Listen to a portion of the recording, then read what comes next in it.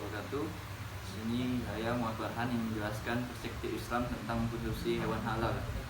Yang pertama, ada pentingnya mengkonsumsi hewan halal, yaitu Allah menciptakan manusia dengan segenap kelebihan dan kekurangannya. Allah juga telah menyediakan di muka bumi segala kebutuhan yang diperlukan manusia untuk melengkapi anugerahnya kepada manusia. Allah telah menurunkan tuntunan dan aturan-aturan agar manusia tidak berlaku seperti binatang. Hidup sekedar hidup, tidak mempunyai tujuan apapun selain untuk memperturutkan insting-instingnya.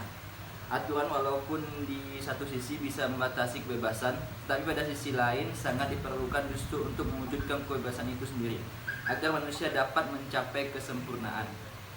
Apalagi ini adalah aturan yang berasal dari Allah Subhanahu wa Ta'ala selaku pencipta manusia. Tentu Dia sangat mengerti segala apa yang dibutuhkan manusia. Setiap aturan Allah mengandung hikmah dan kebijaksanaan yang pada akhirnya manusia juga yang merasakan manfaatnya. Untuk apa Allah menyuruh kita makan makanan yang halal lagi baik? Tentu saja tujuannya untuk kebaikan manusia itu sendiri. Jadi jika ada pertanyaan, kenapa harus halal? Jawabannya sederhana sekali. Adalah karena yang halal itulah yang membawa kebaikan, sedangkan sebaliknya, yaitu yang haram akan membawa keburukan.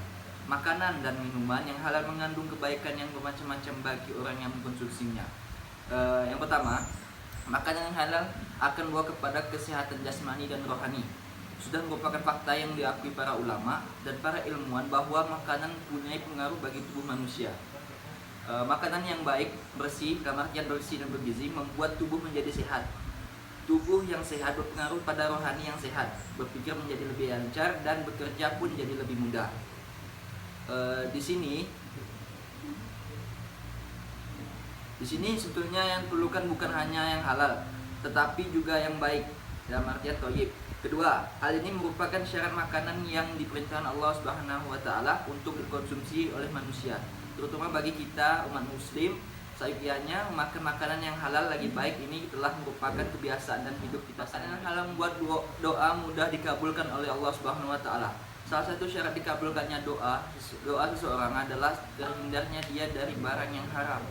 Serajin apapun dia berdoa, sekhusyuk apapun dia berdoa kepada Allah, jika ada secuil saja barang haram dalam tubuhnya, maka doanya akan tertahan tidak sampai kepada Tuhannya. Ketiga, makanan yang halal membawa kepada keberkahan. Allah Maha baik dan tidak menerima kecuali yang baik. Jika kita senantiasa menjadikan diri kita baik, diantaranya dengan selalu mengonsumsi makanan yang halal, maka Allah pun akan menurunkan kepada kita kebaikan. Disinilah maka keberkahan Allah akan turun. Orang yang selalu menjaga dirinya dari sesuatu yang haram, jiwanya menjadi suci, dan karena itu hubungannya dengan Allah pun nyaris tak terhijab. Yang keempat, makanan yang halal dapat membentuk keluarga yang sakinah. Mengkonsumsi makanan yang halal erat kaitannya dengan pembentukan keluarga sakinah. Suatu keluarga yang diberi makanan yang halal, maka keberkahan Allah akan tercurah kepada keluarga itu. Orang tua akan mudah mendidik anaknya menjadi anak yang baik sebagaimana diuntunkan Allah doa Rasulullah. Doa orang tua untuk anaknya akan sinkron dengan kondisi anaknya yang juga tersucikan dari sesuatu yang haram. Yang selanjutnya ada hewan haram. Manusia diciptakan Allah Subhanahu wa Ta'ala untuk menjadi khalifah di muka bumi. Manusia diberikan kewenangan yang besar untuk mengurusi bumi dengan kebaikannya sendiri. Oleh karena itu, segala apa yang terdapat di bumi, di udara, di permukaan maupun di dalamnya diperuntukkan bagi manusia. Manusia boleh memanfaatkan semua itu untuk keperluan hidupnya dengan sebaik-baiknya. Demikian pula binatang yang diciptakan Allah Subhanahu wa Ta'ala untuk melayani kepentingan manusia. Manusia boleh memanfaatkannya untuk keperluan seperti membantu pekerjaan, menjadikan kendaraan, ataupun sekedar kesenangan, bahkan untuk dimakan. Ada 4 kriteria yang diharamkan pada binatang sebagaimana firman Allah Subhanahu wa Ta'ala dalam Al-Qur'an surat Al-Baqarah ayat 123, yang artinya adalah sungguhnya Allah Subhanahu wa Ta'ala hanya mengharamkan bagimu bangkai, darah, daging babi, dan binatang yang ketika disebut nama selain Allah.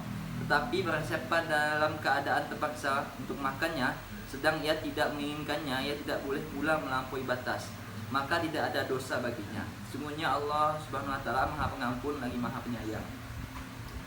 4 kriteria yang diharamkan pada binatang itu adalah bangkai, darah, babi, dan binatang ketiga disebut nama selain Allah Subhanahu wa taala. Dari yang 4 macam itu, sebenarnya binatang yang diharamkan semata-mata karena zatnya hanya satu, yaitu binatang babi. Sedangkan 3 lainnya, bangkai, darah, dan segala macamnya, berlaku untuk semua binatang. Ada mengkonsumsi dengan hati-hati. Produk halal kini bukan lagi semata-mata isu agama, tetapi sudah menjadi isu di bidang bisnis perdagangan. Saat ini jaminan sebuah produk sudah menjadi simbol global bahwa produk yang bersangkutan terjamin kualitasnya. Selain itu, masyarakat dunia sekarang cenderung memilih produk-produk yang berlabelkan halal, malah menjadi semacam gaya hidup, sebab kualitas produk halal akan lebih terjaga dari segala macam penyakit dan mungkin ada yang mungkin ada di dalamnya. Makanan halal dalam Islam adalah makanan yang tidak mengandung bagian atau benda dari binatang yang dilarang dalam hukum Islam, tidak mengandung benda najis sesuai hukum Islam, tidak diproses atau dihilang dengan menggunakan alat yang tidak bebas dari najis, yakni pada saat pemrosesan atau penyimpanan tidak bersentuhan atau berdekatan dengan benda-benda yang mengandung najis. Kita tetap memiliki kesadaran tinggi soal makanan yang halal. Oleh karenanya, akan lebih baik jika kita memilih makanan yang sudah jelas kehalalannya atau telah mendapatkan sertifikat halal dari pihak-pihak yang dapat mempertanggungjawabkan kredibelannya, misalnya MUI atau pihak-pihak lain yang ditunjuk oleh pemerintah yang sah, sehingga kita tidak lagi merasa ragu terhadap produk-produk yang sudah kita hindari seperti produk-produk kemasan yang sebagainya. Masuk pembahasan lain, yaitu penyembelihan hewan. Yang pertama, rukun menyembelih. Menyembelih ialah melenyapkan ruh binatang dengan cara memotong leher, kerongkongan, dan tenggorokan serta 2 urat nadi dengan alat yang tajam, kecuali gigi dan tulang atau cara lain yang dibenarkan oleh syariat Islam. Binatang yang tidak disembelih hukumnya haram untuk dimakan karena status binatang itu sama dengan bangkai. Sementara itu, hewan yang disembelih harus binatang yang halal dan boleh untuk dimakan, misalnya sapi, kerbau, kambing, dan ayam.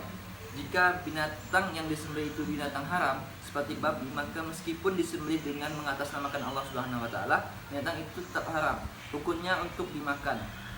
Dengan kata lain, status hewan itu tidak berubah menjadi halal meskipun telah dipotong atau disembelih secara syariat. Sebelum proses penyembelihan dilakukan, terlebih dahulu harus kita ketahui rukun-rukun dalam menyembelih hewan tersebut. Antara lain rukun-rukun menyembelih itu adalah sebagai berikut. Yang pertama ada penyembelih.